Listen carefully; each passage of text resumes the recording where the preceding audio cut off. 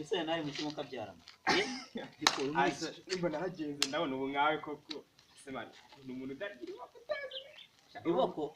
agatuza agira ngo n'ibintuza zitoreza ubona utumye nkawe koko semana nta nubwo uzi kureba kwe ubona utumye umeze nk'ipapa yasusemba ukagira ngo mbareka nkubwire mwana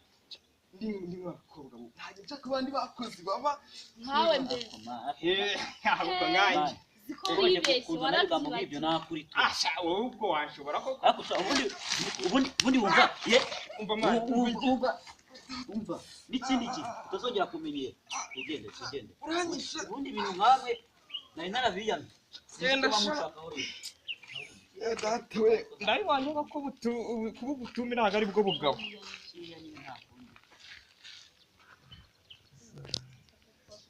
Sasa